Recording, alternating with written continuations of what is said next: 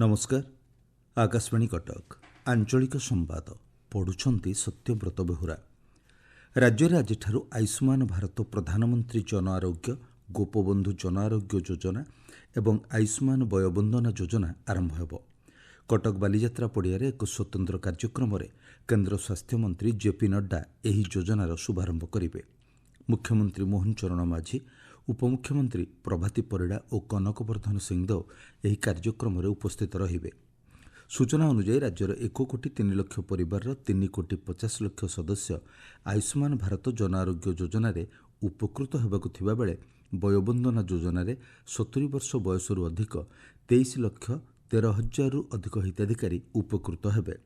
देशर 29,000 अधिक डाक्तरखाना हिताधिकारी माननकु एही योजना अधीन मागणा स्वास्थ्य सेवा जोगाई दियाजिबो। 13टी जिले में राज्य मंत्रिमंडल सदस्य माने आज आयुष्मान भारत योजनार शुभारंभ करेंगे। अन्यपक्षे केन्द्र स्वास्थ्य मंत्री श्री नड्डा मध्य कटक स्थित शिशु भवनर नूतन कोठा को उद्घाटन करिवार कार्यक्रम रही। राज्यर समस्त सुलभ खाउटी केन्द्र में डिस्प्ले बोर्ड लगाजिबो। सेथिरे जिला अभियोग समाधान अधिकारी संपर्क में सविशेष सूचना प्रदान कराजिबो। कौनसी खाउटी किछि अभियोग थिले संपृक्त अधिकारी ठारे अभियोग करा जाई परिबो बोली राज्य सरकार हाईकोर्ट को अवगत कराइछंती। ए संपर्कित हाईकोर्ट आगत एक मामलार शुणाणी करी हाईकोर्ट राज्य सरकार ठारू रिपोर्ट तलब करथिले। अमृत स्टेशन योजना रे राज्यर 6टी rail station Angul, Talcher road, Meramundali, Dhenkanal और रेढ़ाखोल पुनः विकास कार्य करा जाउछि। अनुगुल स्टेशन पर 25,41,00,000 टंका मंजूर करा जाइथिबा बेले तालचेर रोड स्टेशन पर 18,85,00,000, तालचेर स्टेशन पर 12,97,00,000, मेरामुंडोली पर 21,99,00,000, ढेंकानाल पर 26,11,00,000 और रेढ़ाखोल स्टेशन पर 26,93,00,000 टंका मंजूर करा जाइछि। एथिरे उन्नत संयोगीकरण सह स्थायी परिवहन व्यवस्था करा जाउछि।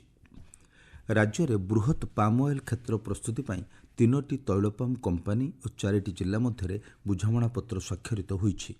उपमुख्यमंत्री कनकवर्धन सिंहदेव कहिसंती एही बुझामणा पत्र राज्य में पाम ऑयल चाष क्षेत्र को वृद्धि करिवो। फଳରେ राज्य में खाइबा तेल उत्पादन वृद्धि पाइब। सूचना अनुसार अनुगुल, ढेंकानाल, जाजपुर और कटक जिला 3टी पाम ऑयल कंपानी सह बुझामणा पत्र स्वाक्षरित होईछि। शिक्षार मूल्य वृद्धि करी देशर विकास क्षेत्र में छात्र छात्री माने प्रमुख भूमिका ग्रहण करिपारिबे बोली उच्च शिक्षा मंत्री सूर्यवंशी सूरज कहिसंती। गतकाली अनुगुल स्थित नवकृष्ण चौधरी शिक्षक और शिक्षा महाविद्यालयर प्लाटिनम जयंती उत्सव में जोगदे मंत्री श्री सूरज पूर्वतन मुख्यमंत्री स्वर्गत नवकृष्ण चौधरी निराडंबर जीवनादर्श संपर्क में आलोचना करथिले। से कहिथिले, गत मास आमे भुवनेश्वर रे गोटे एमओयू स्वाक्षरित करिथिलु नवकृष्ण चौधरी शिक्षक शिक्षा अनुष्ठान सहित एमओयू स्वाक्षरित करिथिला अनुगुल ऑटोनोमस कॉलेज।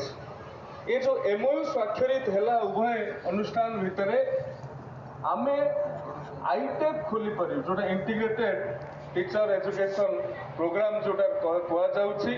पिला माननको आउ ग्रेजुएशन 3 वर्ष कले तापर बीईडी करिवे बीएड करिवे 2 वर्ष 5 वर्ष समय तांको दबाको पड़ुथला, किंतु जो इंटीग्रेटेड बीएड आमे नूतन भाव में प्रचलन करबा को जाउछु।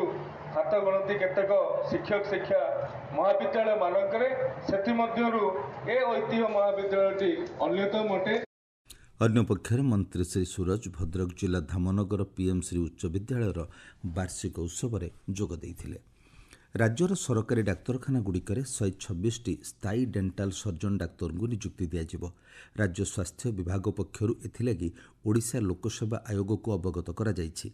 126टी पदवी मध्यरु साधारण वर्गों पर 12टी पदवी रहिथिबा बेले एससीबीसी वर्ग में 8, अनुसूचित जाति वर्ग में 22 और जनजाति वर्ग में 84टी पदवी पूरण कराजिबो बोली जଣାपड़िछि।